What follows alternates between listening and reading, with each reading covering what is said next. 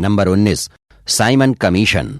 सन 1919 ईस्वी के एक्ट में 10 वर्ष पर इसकी समीक्षा का प्रावधान था, किंतु 1929 ईस्वी में ब्रिटेन में आम चुनाव होने के कारण सरकार ने 8 नवंबर 1927 ईस्वी को इसकी घोषणा कर दी।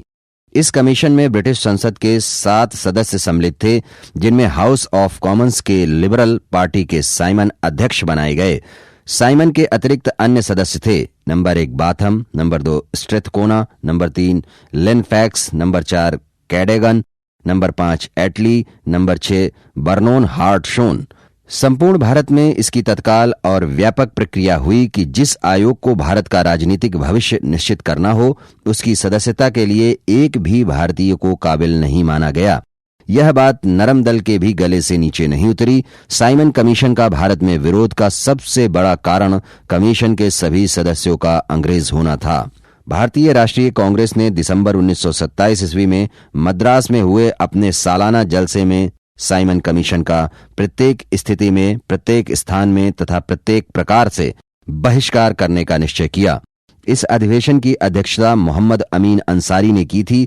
तत्कालीन राजनीतिक दलों लिबरल फेडरेशन, भारतीय औद्योगिक वाणिज्यिक कांग्रेस, हिंदू महासभा, किसान मजदूर पार्टी तथा जिन्ना के नेतृत्व में मुस्लिम लीग ने कांग्रेस का बहिष्कार किया। 3 जनवरी 1928 ईस्वी को जिस दिन साइमन कमीशन बंबई पहुंचा, उस दिन देशव्यापी हड़ताल आयोजित की गई। साइमन कमीशन जहां कहीं भी गया वहां पूर्ण हड़ताल रखी गई तथा साइमन वापस जाओ के नारे के साथ जुलूस निकाले गए तथा काले झंडे दिखाए गए। साइमन जब लाहौर पहुंचा तो लाला लाजपत राय के नेतृत्व में उसके खिलाफ प्रदर्शन किया गया। प्रदर्शन के विरुद्ध पुलिस लाठीचार्ज किया गया, जिसमें लाला लाजपत राय को गंभीर चोटें आईं और दिसंबर 1928 ईस्वी में लाला लाजपत राय की मृत्यु हो गई। साइमन जहां कहीं भी गया, पूना, कलकत्ता, लखनऊ, लाहौर, सभी स्थलों पर विशाल जनसमूह ने काले झंडे दिखाकर उसका स्वागत किया। विरोध के नए नए रास्ते इजाद किए गए। उदाहरण स्वरूप पूना के युवाओं की कार्यवाही ही लीजिए। लोनावाला से पूना तक रेल मार्ग और सड़क समानांतर चलते हैं और इनके बीच की दूरी बहुत ही कम है। नौजवान एक ट्रक में सवार हुए और जिस गाड़ी से साइमन दल पूना जा रहा था, काले झंडे दिखाते हुए उसी गाड़ी के साथ पूना तक गए। हिंदू महासभा, मुस्लिम लीग, लिबरल फेडरेशन, किसान मजदूर पार्टी आदि ने साइमन कमीशन के बहिष्कार की नीति अपनाई, लेकिन मुस्लिम लीग में साइमन कमीशन के बहिष्कार के सवाल पर 1928 ईस्वी में फूट पड़ गई और कमीशन के साथ सहयोग के पक्षपातियों का एक गुट लीग से अलग हो गया।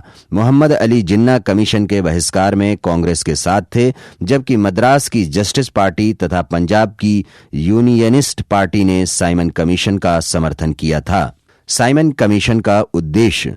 साइमन कमीशन का मुख्य कार्य ब्रिटिश भारतीय प्रांतों में सरकार की कार्यप्रणाली तथा गतिविधियों का पता लगाना और प्रतिनिधि संस्थाएं कहां तक ठीक कार्य कर रही हैं, इसके अतिरिक्त शिक्षा की प्रगति कहां तक हुई है और उत्तरदायी सरकार के सिद्धांत को अधिक बढ़ाया जाए या सीमित किया जाए अथवा कोई सार्थक परिवर्तन किया जाए। साइमन कमीशन का प्रतिवेदन। 1928 ईस्वी तथा 1929 ईस्वी में साइमन कमीशन ने भारत का 2 बार दौरा किया तथा 27 मई 1930 ईस्वी को अपनी रिपोर्ट प्रकाशित की, जिसकी सिफारिशें इस प्रकार हैं। नंबर 1, 1919 ईस्वी में भारत सरकार अधिनियम के तहत लागू की गई द्वैध शासन व्यवस्था को समाप्त कर उत्तरदायी शासन की स्थापना हो। नंबर 2, केंद्र में भारतीयों को कोई भी उत्तरदायित्व न प्रदान किया जाए। नंबर 3, भारत के लिए संघीय संविधान होना चाहिए। नंबर 4, उच्च न्यायालय को भारत सरकार के नियंत्रण में कर दिया जाए। नंबर 5, बर्मा को भारत से विलग किया जाए तथा उड़ीसा एवं सिंध को अलग प्रदेश का दर्जा दिया जाए। नंबर 6, मताधिकार को 2.8% से बढ़ाकर 10 से 15% तक बढ़ाने का प्रस्ताव रखा गया। नंबर 7, प्रांतीय विधान मंडलों में सदस्यों की संख्या को बढ़ाया जाए। नंबर 8, गवर्नर व गवर्नर जनरल अल्पसंख्यक जातियों के हितों के प्रति विशेष ध्यान रखें। नंबर 9, प्रत्येक 10 वर्ष बाद पुनः निरीक्षण के लिए एक संविधान आयोग की नियुक्ति की व्यवस्था को समाप्त कर दिया जाए तथा भारत के लिए एक ऐसा लचीला संविधान बने जो स्वयं से विकसित हो। साइमन कमीशन की नियुक्ति के कारण भारतीय दलों में व्याप्त आपसी फूट एवं मतभेद की स्थिति से उबरने एवं राष्ट्रीय आंदोलन को उत्साहित करने में सहयोग मिला।